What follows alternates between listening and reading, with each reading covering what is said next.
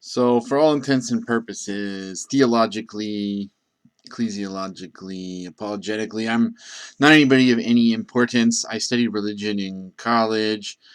I had a systematic theology professor who really changed a lot of my views for a while. I can't say he changed them, but he was an influence on me, moving from a more conservative set of views to sort of the progressive side of theology.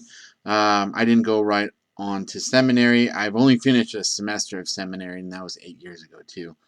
Been out of college for 20 years. But there's been some things that have always mulled over in my mind. I worked as um, a Young Life area director, a youth director at a church, volunteered with Young Life in another area, been a substitute teacher and a football coach.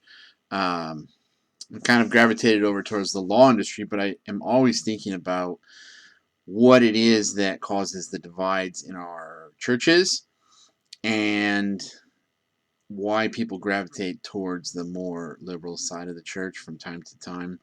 I myself have been a Republican voter forever, and for I think about two. Okay, so when I sort of changed my views in college, I sort of changed my voting habits too. For the end of college, I voted Democrat for like a year after college. Um, but then I joined the Marines in 2007, and I just kind of rethought the whole conservative liberal thing. I think I was always a conservative. I had this idea that God having a preferential option for the poor, I should vote against my economic standing and vote for what I thought was voting for poor people. I don't really think that the Democrat Party does anything for poor people. I think what does something for all people is a respect for law as it exists, not um, some type of ideal society that we think can exist but doesn't deal with the reality of the selfish and self-centeredness of humans. I think conservatism deals with the reality that humans are going to take advantage and have to have law, and that law exists because people do wrong things. So there's this thing in the more liberal realm of theology called the historical critical hermeneutic, and specifically the documentary hypothesis of um, called JEDP, and it lends itself to supporting the ideas of theistic evolution. If you believe that the Bible was put together during the Babylonian captivity from various different sources, it's either um, the documentary hypothesis of sources or the fragmentary hypothesis that there were different little manuscripts or micro manuscripts. They were kind of woven together, and you see the different uses of the different names for God in different parts of the Bible. Um, the theory has been and is, and I don't espouse this theory, but I did, and it really caused me to be sort of in a crisscross pattern with my political, social, interpersonal views in faith and also my academics. So, I mean, I'd be like in a liberal church voting Republican, be that minority in a group because I felt that theistic evolution occurred because there were two stories side by side in the book of Genesis. Genesis split by Genesis 2 verse 4a and 2 verse 4b, and those were the basis for why you can take the Bible to be just allegory and poetry. And it's not poetic and allegorical, but there is not necessarily this support for the modern evolutionary views.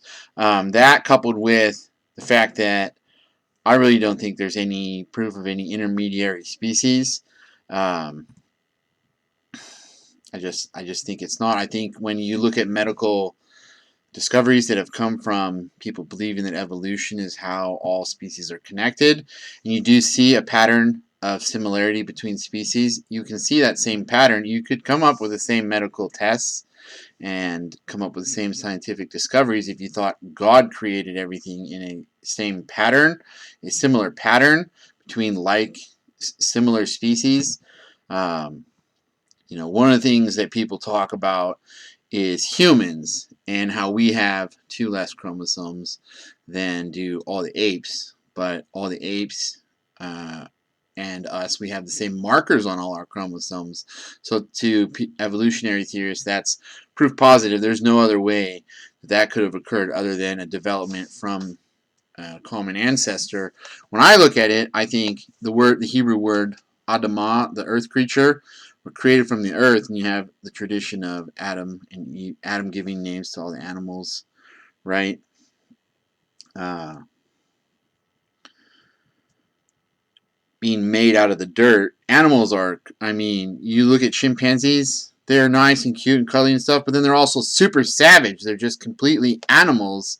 They'll tear each other apart sometimes. And when people stoop to that, we call them animals. So that's sort of like the earth, the dirt.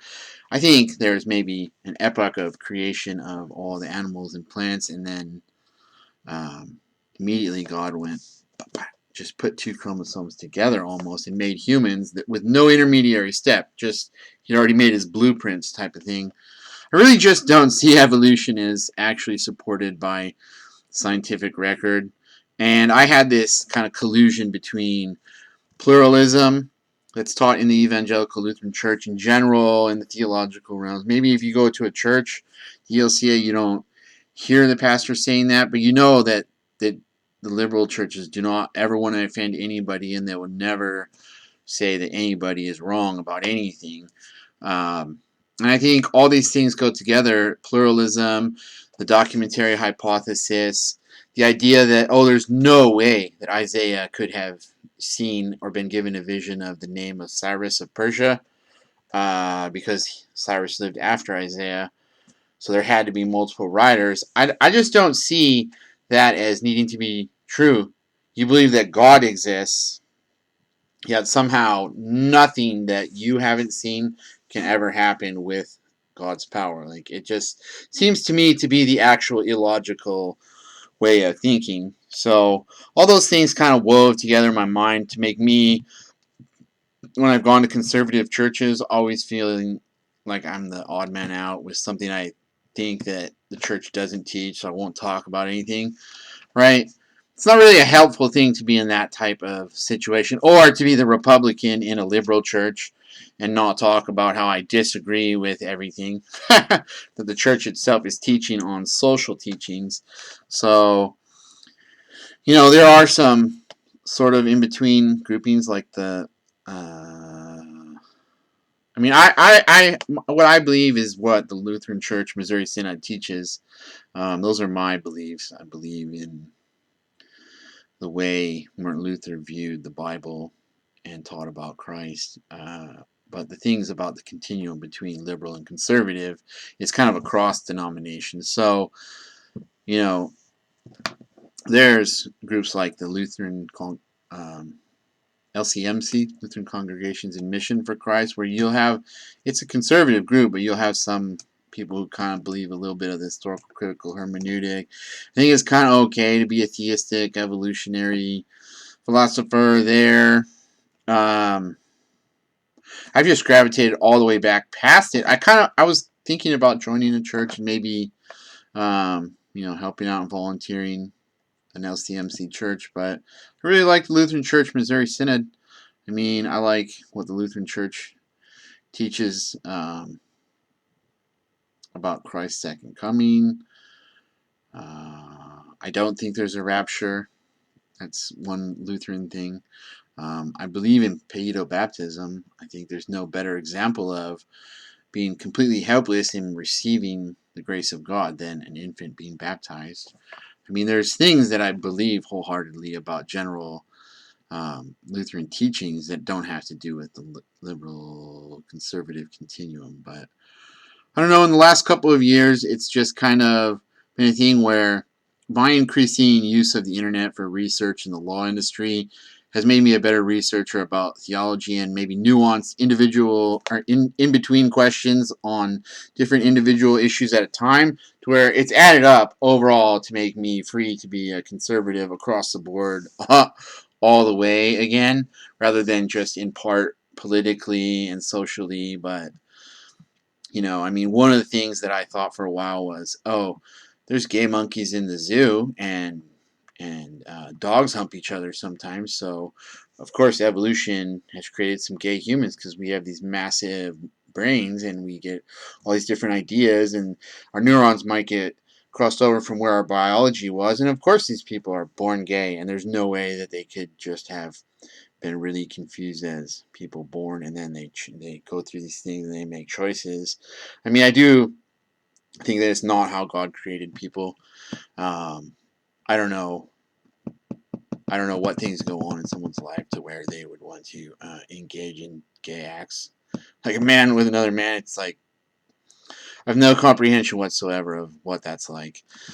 Those are just basic biblical concepts, though. I mean, we in ELC. Okay, my theology professor would say that what was talked about in the Bible was pederasty and bacchanals, and not the situation we have in the modern world of same-sex committed marriages, and that the clash of Hebrew and Greek culture had the Hebrews who had no acceptance of gayness at all, or of any bacchanals or um, pederasty, the use of the male student as a, I mean, I don't know if it was their view in the Greek world was that the student had to submit to the higher mind of the teacher by bending over and being uh, his sexual partner. They had to cut the anus, and that was the receiving in their own body the due penalty for their error was just the cut of the anus, right? Like, it's disgusting. And so when you get to that point of disgust, when you actually mention it, it's like, oh, that's the abomination that the Hebrew culture was talking about when they saw Greco-Roman culture, and it wasn't gay marriage. Well, I don't know. I really do think that these guys were talking about, uh, you know, just homosexual acts and, uh, of any type. I don't think there's a difference now with marriage. I think everything conglomerately goes together on the liberal side of things because the way it does, because they just don't want to listen to God's rules about anything. They don't want to offend anybody by saying, hey, there's a standard and you're violating it across the board. So, I don't know. It was a process of me going to the degree as far as I went across the line and into, I mean, away from conservative theology and into liberal theology, and then back again. And I've had things that, I don't know, they were just like sticking points in my thinking. I finished my one semester at the Western Seminary, right? And our professor was talking about this massive computer machine. You can make a movie film out of it. I'm trying to do Borat, but I'm not doing it very well. A computer machine, just a big computer program that did these scientific models, and you could change the rules of math and science in it somehow. It's called Terra by this guy Baumgartner. He said if you change the rules at some point, you actually create a Noahic flood perfectly. So I mean, they probably did it where they created the Noahic flood perfectly and did it backwards and said, oh, well, who else other than God could change the rules of math and science? I mean, wouldn't that be a miracle? Rather than saying, oh, these were only big floods in the area, and these were, Moses only parted the Sea of Reeds and not the Red Sea, and there couldn't have been manna, it had to be these insects, and all these different things. Like, every little thing is demythologized the way Bultmann would demythologize, the New Testament and the Hebrew Scriptures. I think that Christ's disciples all ran away, and then they all went to their painful deaths, torture deaths. I mean, people will die for other people and have no belief system whatsoever other than loyalty, warrior clans and things. Um, but I do believe there was a huge psychic change when Christ rose from the dead and the disciples all encountered him. There was this thing that occurred, and it wasn't them trying to prove to people something that was untrue. It was their honest response to their encounter with the risen Lord and Savior, and that's my faith. That's something I've always believed is the physical bodily resurrection of Christ, the deity of Christ. Those are things that have never been assailable in my mind. And for those reasons, like that main reason of the change in heart of the disciples. So, um, it helps me to explain to people why I might have been in a disagreement or sounded like I thought one thing but was out of place in a different grouping. That's why. I didn't know what I was getting into when I went to Cal Lutheran. I thought Lutheran was Lutheran. I didn't notice even, like, no one believes me. No one can actually hear this story. No one has a category for hearing this story. I didn't even understand that it was the ELCA.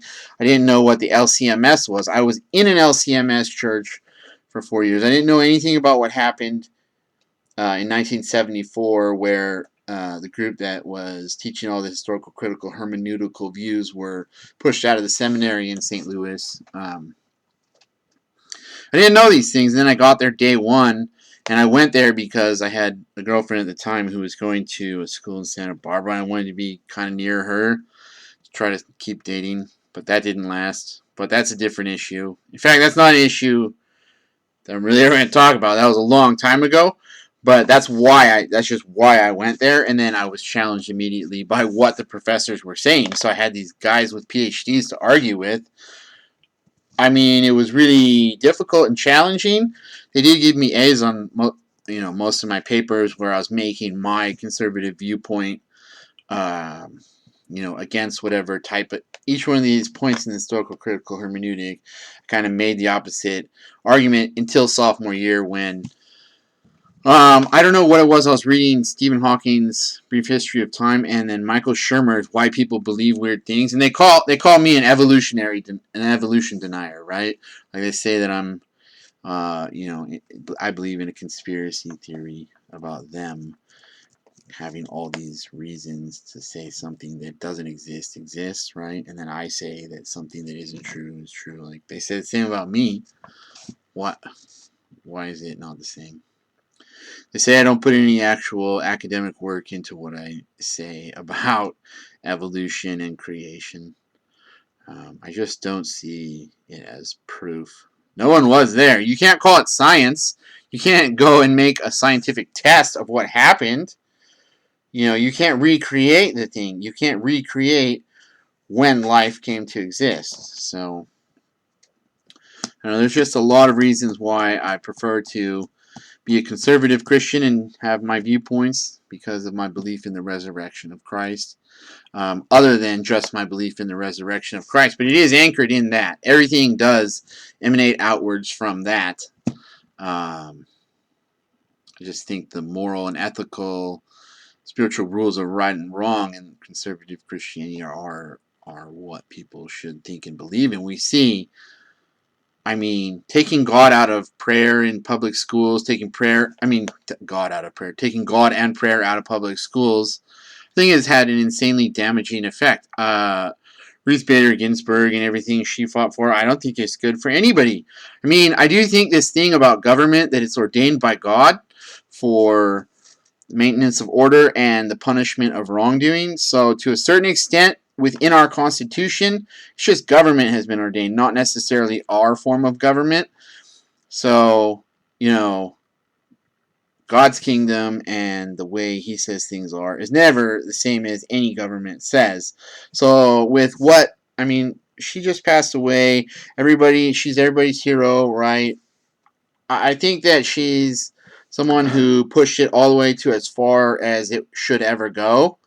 I can't read out of the Times having 3 conservative justices put on the Supreme Court by President Trump and the Republican-controlled Senate. I can't read that means that it is necessarily what God wants, is that's as liberal as our country's ever going to go. Now we're going to have to argue forever.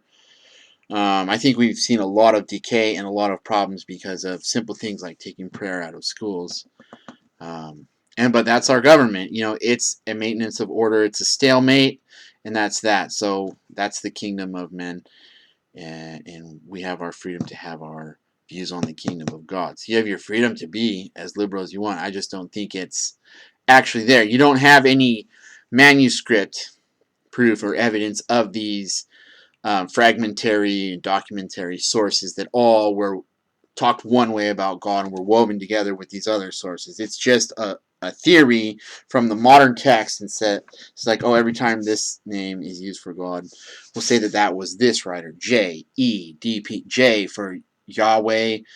It's a German mispronunciation of, it's for Jehovah, Yahweh. E for Elohim, D for the Deuteronomic view, and P for the repetition of 7 by the priestly class. That's what the views are, right?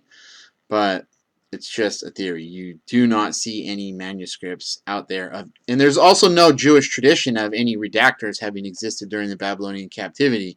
That you in our American history, I mean, we're only going on 300 years old, right? But we have these traditions of, oh, these were our founding fathers. These were the arguments they're in. These were the philosophers they each read. These were the viewpoints they all had. These were the letters they wrote to people, and this is what the end document became.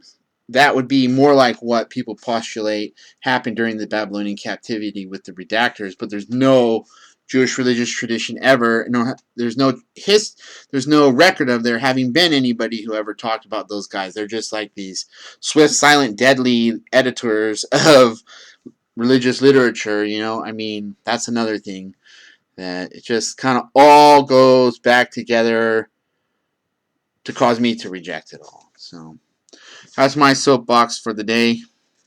Take it or leave it.